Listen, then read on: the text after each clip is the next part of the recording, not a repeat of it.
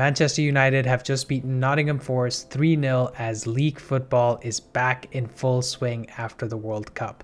This game was defined mostly by Man United's progression under Erik Ten Hag to more attacking football, as Nottingham Forest did very little to impact this game in a positive manner. Now, before we get into the analysis, I'd like to share a bit about why I started this channel. There is a lot of content on football YouTube with many great fan channels out there, and I found most of that content to be similar in the sense that it relied mostly on what looked good, right? The eye test. On Footy with an Edge, we're using the eye test, but we're also trying to analyze managerial tactics and in-game decision making of players and supporting this analysis with stats where it makes sense. The ultimate goal is to provide you, the viewer, with in-depth stats-based football content that is easy to digest. If this is your first time here or you're a regular viewer, please consider subscribing to the channel. I promise you won't regret it.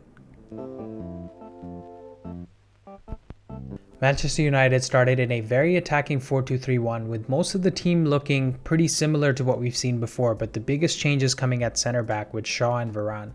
Now, I don't think I've ever seen Luke Shaw play as a 2 in a center back. I know I've seen him in a 3 under Ollie, but he was very solid today with 119 touches, a game high, 11 progressive passes, so solid playing the ball forward as well. And he was even getting into very attacking areas in certain times, so looked very solid and provided some good flexibility moving forward with all the games that we're playing for the rest of the season for Erik Ten Hag. So it'll be interesting to see how this develops.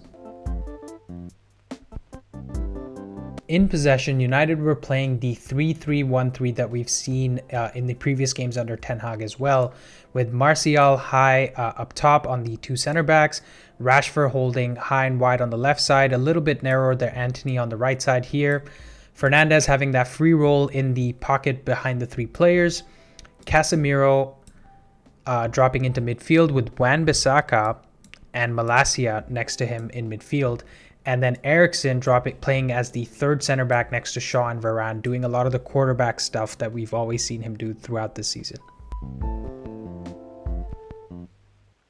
Now, our first talking point today is Ten Hag's use of his fullbacks, right? We've seen several different Uniteds under Ten Hag as the season has progressed. He started out with trying to play the Ajax way with high possession, but ended up losing a few games. Went to sort of no possession, let's just give up the ball and try to win games. And now he's slowly building towards more of that Ajax style by giving his players confidence. And primary to that is the fullbacks playing in midfield, right? You have Wan-Bissaka and Malacia playing like slightly in front of Casemiro. Their starting positions are to provide a lot of width in midfield, right? And when the ball's on their side, they will still be sort of wide in this area, try to progress the play in the flanks here. And while Wan-Bissaka has it, for example, Malacia will actually play in these inside spaces here, right? So we have Wan-Bissaka on the wide space and Malacia on the inside space, operating in these areas, maybe even getting into the box at times, whereas Wan-Bissaka does the same thing when Malacia has the ball. So Malacia is in the wide areas and Wan-Bissaka will be in the inside spaces trying to make runs into the box, especially with Antony on his side, who provides a lot of the width and likes to do this cutting in business.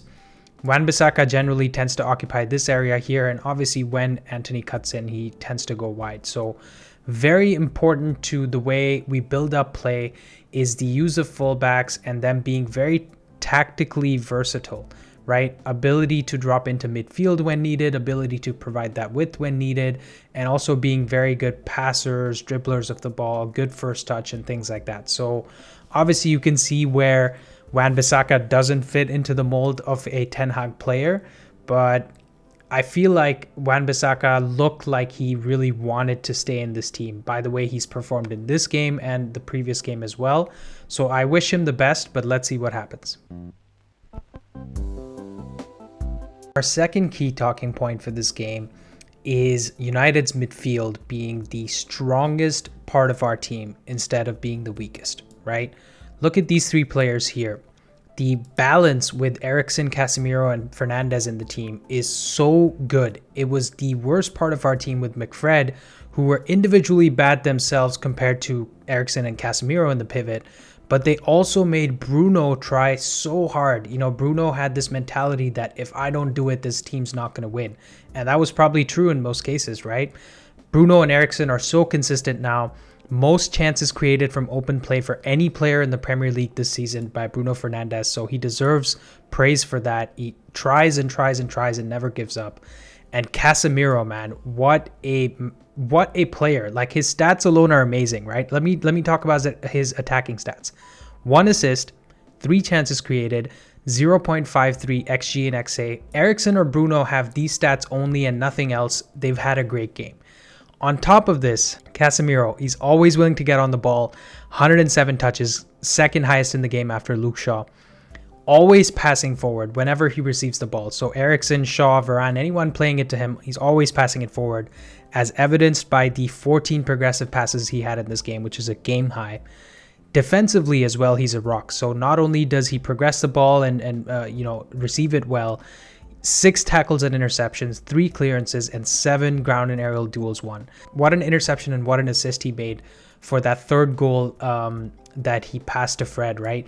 He picks the ball up in this area. He notices Emmanuel Dennis getting pressed by 1 or 2 United players, and he knows he's going to make a loose pass out to a lane where he can intercept it. Takes the ball and passes it to Fred. Makes it so easy for even someone like Fred to score the goal. And what a player we have, man. I mean, maybe some people thought that he was going to be overpriced when we paid 60 mil for him at this advanced age, but he is ready to go. What a Rolls Royce of a player. Amazing to watch him every time for Man United. Our final key talking point for this game are the 2 wingers. So we have Marcus Rashford on the left and Antony on the right. And there couldn't be more of a contrast between 2 players in the team, because when Ten Hag signed, Rashford was the project. Not only did the club say this to him, to Ten Hag, but Ten Hag was keen on this himself. And last year, if you guys remember, everyone wanted Rashford to be sold, send him to PSG, send him to any other league, any other team. We don't care. Just take the money when you have it. But he just looks so relaxed now. He looks like he gets his head up more often. He runs down blind alleys less often as well. The highlight of this game was the pass that he played to Bruno in the 55th minute on the break. He has Martial available to him on the outside left wing area. He puts his head up and sees 4 Nottingham Forest players in front of him and takes all of them out with one pass through to Bruno. And Bruno picks it up at the edge of the box, plays it to Antony, who should have scored from that chance, but he didn't. And that entire play comes because of the brilliance of Rashford with that pass. And you don't see him do that very often. His forte is not passing. It's obviously dribbling, speed, shooting, and things like that. It was very impressive to see him take his head up and just play a simple pass, because honestly, these players from a young age, they've played so much football that finding that passing and that vision isn't actually as hard as it seems to be, right? It's all about having that composure, putting your head up and realizing where the players are. Obviously, you don't have to be an Iniesta and Xavi or Scholes with your vision, but playing a pass like that is very doable for someone like Rashford. And big props to Erik ten Hag, man, that he can do something like that now. And I hope I see him doing that consistently moving forward. On the flip side, we have Antony, who is a big concern for me. Like, did we make a mistake paying 90 million for someone like that? Because he's always cutting in, right? He's always doing this movement, receives the ball in this area here and moves in here, always looking for the shot. He creatively looks clueless at times. He seems to always slow the play down, stands on the ball a lot whenever he receives it. And he really needs to speed up the play. I would love to see him, instead of getting the ball in this area here and go for the shot, or go for the the dinked ball into this area here, which seems to be the only thing he keeps on doing. I want him to get the ball and run down this area and cut the ball back to a player, or play the ball with his right foot to the back post, right? Simple things that I would love to see him do, become more creative and help the team in that way, because we already know he can bang it into the top corner, but that's just not going to work all the time. So 2 very contrasting wingers that we have in the team right now. Let's hope that Ten Hag can get both of them firing through till the end of the season. Let's quickly talk about Nottingham Forest as well. They didn't really bring much into this game. They started in a 4-3-3 with Lingard at striker, Awoniyi on the left wing, and Johnson on the right wing. There was no concerted pressing effort. They kind of just let Lingard do some of the running, Johnson and Awoniyi as well, but rest of the back seven just sat very deep in their own half, and the starting position of our center backs was literally in their half. Right, that's the starting position of our whole team. We played most of the game in their half. We had 66% possession, I think.